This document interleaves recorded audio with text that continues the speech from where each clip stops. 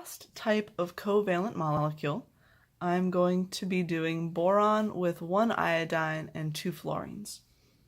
I've already drawn it out. I've already added up the electrons. I had a total of 9 pairs of electrons, which I, after putting the 3 bonds here, which I put around each of the halogens on the outside of that boron.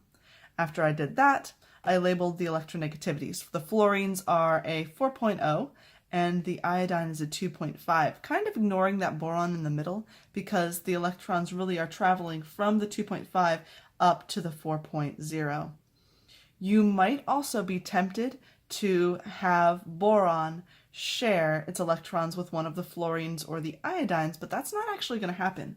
Boron is a relatively unique case where, since it only has 3 valence electrons, it is not ever going to have a full octet of 8. It'll only have a full octet of 6.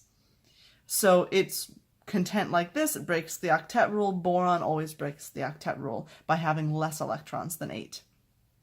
And so you can see, as a result of the electronegativities, all the electrons have shifted over from the iodine up to the fluorine.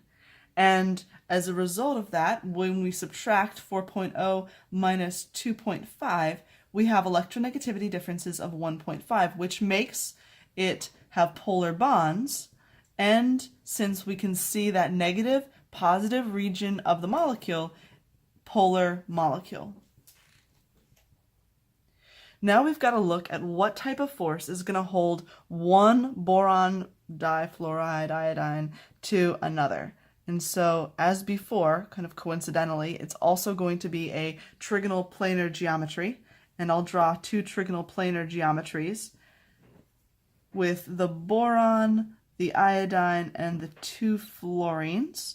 Fluorine, fluorine, and iodine. And as before, the fluorine is a negative and the iodine is a positive charge. Now, just to contrast a little bit with the dispersion force, remember this is permanent. It will never go back to a charge of 0 because it has that electronegativity difference between it and the iodine. And that means that the fluorine on the one molecule attracts the iodine on the other molecule. And this is the intermolecular force that is holding a whole group of molecules as a liquid. Now, when we look at the options, again, we have hydrogen or dipole. It can't be hydrogen because fluorine and iodine, not hydrogen. So the only option is that this is a dipole force that holds this together.